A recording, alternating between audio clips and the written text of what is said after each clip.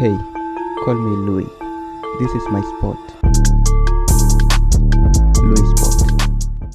I have been talking about racism, white supremacy for the last, I hate to say it, 37 years.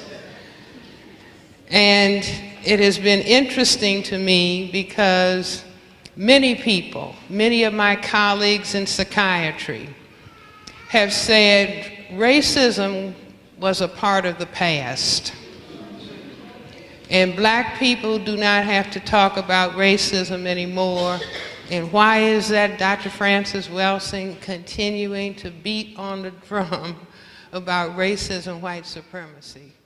Because it wasn't long ago, although it's been decades ago, that I debated another Nobel Prize laureate, Dr. William Shockley, the person who won the Nobel Prize for inventing the transistor.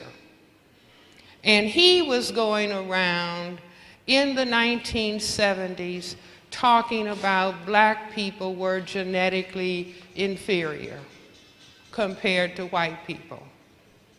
But I had written a paper that I presented in 1970 at the National Medical Association because then some of my colleagues were talking about racism. And I had written a paper talking about why do people who classify themselves as white have to demean and degrade black people's genetics. And that paper was entitled The Crest Theory of Color Confrontation and Racism, White Supremacy.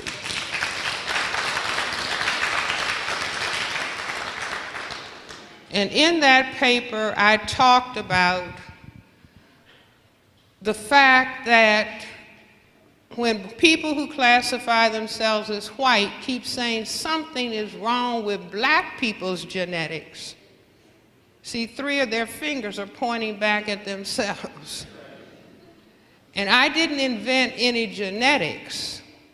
I just simply thought about the things that I had been taught in their institutions and in medical school. That the inability to produce skin pigmentation is defined not by Cress Welsing, but by their own scientists as a genetic recessive trait and a genetic deficiency. A genetic deficiency, and it is albinism. A-L-B-I-N-I-S-M, albinism, meaning the cells in everybody's skin that are called melanocytes, that are charged with the production of melanin pigment, the black pigment. If you have a lot of melanin, you're crystal black, a little bit less, you look brown, a little bit less, you look red, a little bit less, you look yellow, and white is almost none at all. Now, they had defined albinism as a genetic deficiency state when they were talking about mice and rats and other forms of life. They never thought that some black person would come along and say, if the majority of the people on the planet have pigmented skins, then as far as human beings are concerned, white skin is albinism. Do you follow what I'm saying? See, in other words, they were busy saying something is wrong with you, when in reality there was something wrong with them. And I explained that this is the reason that they suntan. You see, trying to create color. And I'm updating it and saying now that this is the reason that so many of them are trying to cover their bodies with tattoos. See, now we need to think about that because sometimes monkey see, monkey do. And we don't understand why. See, it's like they do something, we think we have to do something. And some black people who think that they have to get in the sun and tan too. See, but we have been blessed by the Creator with color. And indeed, and in fact, the Creator made us the chosen people, in that we are the mothers and fathers of everybody on this planet.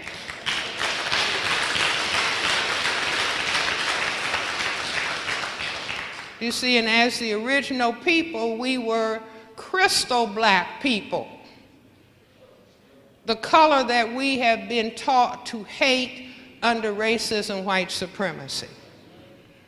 Do you see? But this not only explained the sun tanning and maybe now the tattooing, but I said this is the core of racism. And this is why racism contains within it, it's dynamic, the need to destroy black people in general, but black men in particular.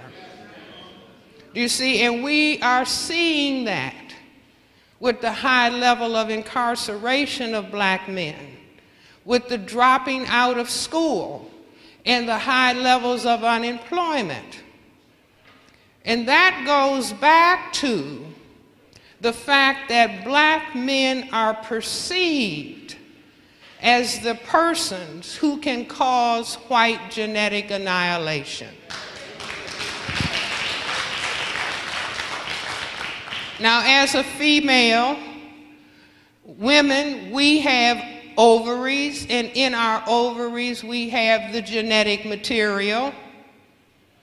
But women cannot impose and force sexual intercourse. Shall I say that again? See, females, we can try to entice and influence. But if a female, if I reached in my purse and pulled out an Uzi, and I started to threaten a man and say, I don't care if your wife is here, you are going to have sexual intercourse, and I frightened him, he wouldn't be able to. See, because the erection disappears in the presence of fear. So women cannot impose sexual intercourse.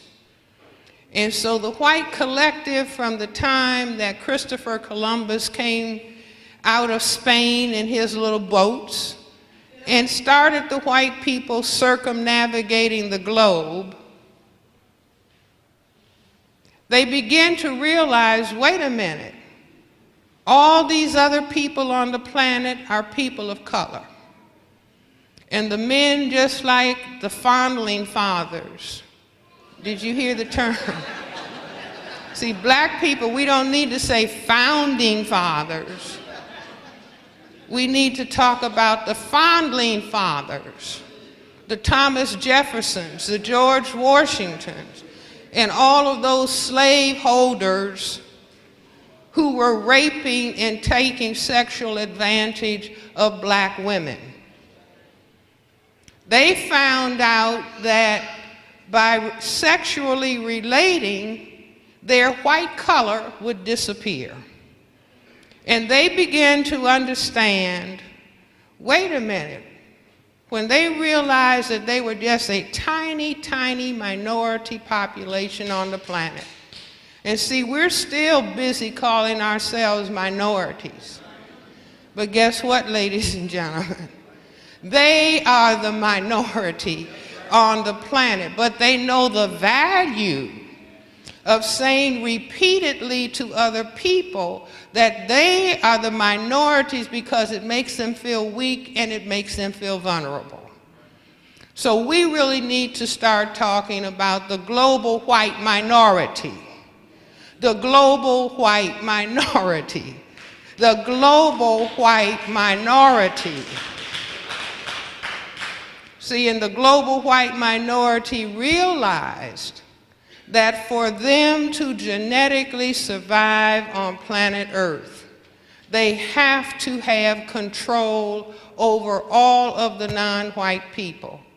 And because black people have the greatest genetic potential to cause white genetic annihilation, the heaviest pressure has to be on us as a people, as a total people, and as black men in particular. And so therefore, we learned, many of us learned before we learned how to read or write. If you are black, get back. If you are brown, stick around. If you are yellow, you're mellow, and if you're white, you're all right. They were just color coding what they needed to do for white genetic survival. And that is continuing on the planet today. So I maintain that we need to update our understanding and understand the noose, like they're trying to tell us, is just a joke, and that it doesn't mean anything.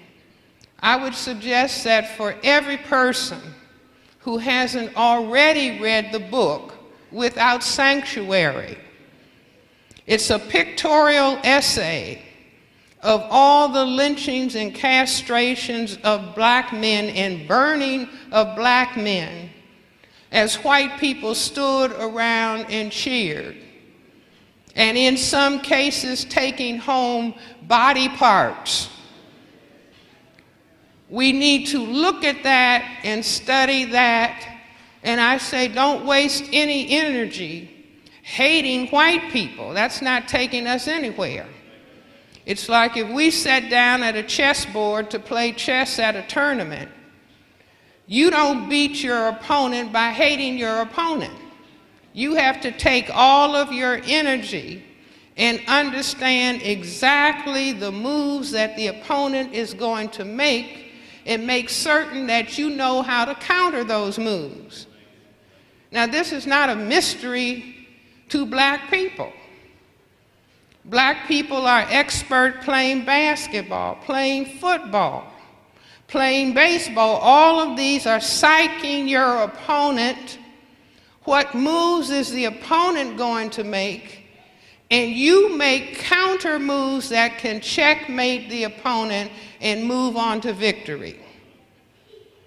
So we need to understand and master, instead of trying to ignore racism and pretend that it doesn't exist or that it went away some time ago. No, racism is alive and well. Racism is a total global system that, as Neely Fuller outlined in his textbook for victims of racism, textbook for victims of white supremacy, racism operates in economics, education, entertainment, labor, law, politics, religion, sex, and war. Now, I'm adding to that health, because people are busy right now talking about healthcare disparities. But there are disparities in all of those areas of activity. There are disparities in economics and disparities in education, entertainment, labor, law, politics, religion, sex, and war, and health. And I say disparities in entertainment.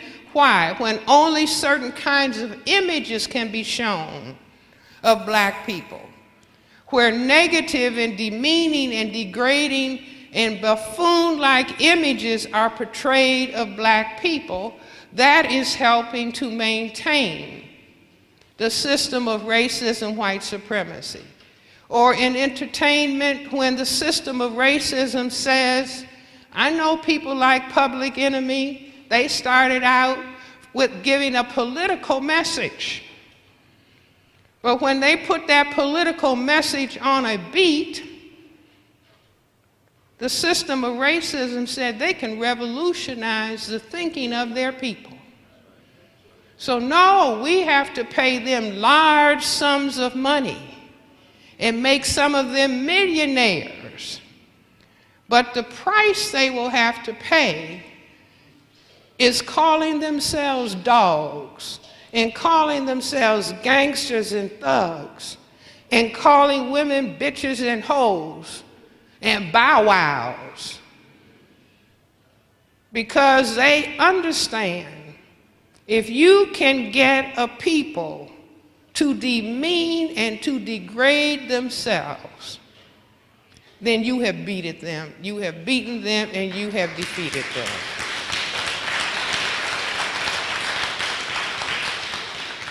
Now, that sums it up for this video.